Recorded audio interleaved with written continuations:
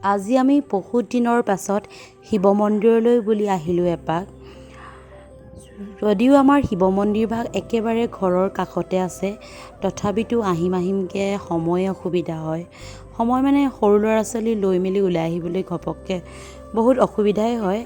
টুকুৰ জন্মৰ পিছতেই বস্তু কেইপদমান আগবঢ়াই থোৱা আছিলে শিৱ মন্দিৰলৈ বুলি।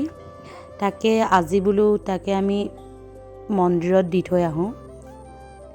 শিৱ মন্দিৰৰ ভিতৰ ভাগত চাকি বন্তি জ্বলাবলৈ দিয়া নহয়, সেয়েহে আমি বাহিৰত থকা চাকি বন্তি য'ত জ্বলাবলৈ দিছে তাতে আমি প্ৰথমতে চাকি বন্তি দি এয়া ভিতৰলৈ বুলি সোমাই আহিলোঁ। আৰু টুকুকো দেউতাকে প্ৰত্যেকটো ঘণ্টা হাতেৰে ধৰি ধৰি ধুনীয়াকৈ বজোৱাই দিছে। সিও খুব ফূৰ্তি পাইছে।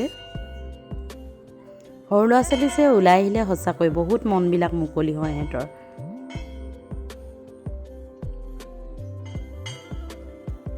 আৰু আমি ভিতৰ ভাগলৈ গ'লোঁ। ভিতৰ ভাগত টুকুৰো বস্তু কেইপদ আগবঢ়াই থৈ আহিলোঁ। পূজাৰীয়েও ধুনীয়াকৈ আমাক আশীৰ্বাদ দিলে, টুকুকো ধুনীয়াকৈ আশীৰ্বাদ দিলে, কিন্তু সেইসমূহ ভিডিঅ' কৰিব পৰা নহ'ল। এইফালে আমি মন্দিৰ ভাগৰ পৰা ওলাই আহি সন্মুখতে থকা ককাজনে তেওঁকো বোলো এটা ফুট দি দিয়ক, ধুনীয়াকৈ আমাক ফুট দি দিলে। আৰু টুকুক মন্দিৰৰ পৰিৱেশটো আজি বহুত ঠাণ্ডা আৰু মানুহৰ সংখ্যা তেনেই কম, সেইটো কাৰণে তাক অকণমান থিয় কৰাই দিলে দেউতাকে। সিও খুব ফূৰ্তি পাইছে। থিয় কৰাই দিছে মানে ধৰি আছে, সিটো এতিয়া থিয় হ'ব পৰাই নাই।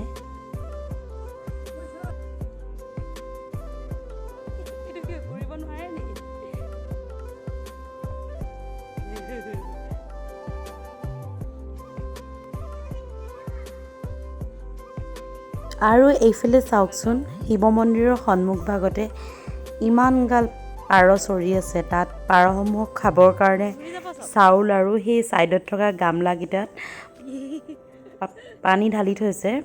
পাৰসমূহে ধুনীয়াকৈ চাউল খায়, পানী খায়। আৰু ইমানখিনি পাৰ একেলগে দেখি সঁচাকৈ মনটো খুব ভাল লাগিছে। আৰু টুকু ফূৰ্তিত পূৰা ক'ব নোৱাৰা হৈ গৈছে, তাকো খেলাই আছে দেউতাকে। আৰু পাৰখিনি ইমান ধুনীয়াকৈ উৰি গৈছে নহয়।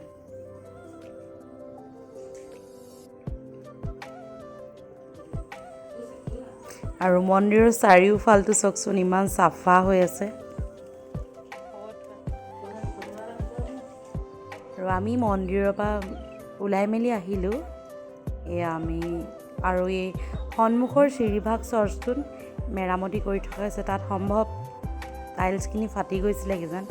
আৰু আমি এইফালে খুৰাক আহিলোঁ পইচা দিবলৈ, য'ৰ পৰা আমি চাকি কিনিছিলোঁ। এওঁ ঘৰ আমাৰ ঘৰ একেবাৰে ওচৰতে। আপোনালোকে শিৱ মন্দিৰৰ কিনাৰতে আপোনালোকে আহিলে তেওঁৰ পৰা ধূপ চাকিটো কিনিব পাৰিব। আৰু আজিলৈ ভিডিঅ'টো ইমানতে সামৰণি মাৰিছোঁ। ধন্যবাদ।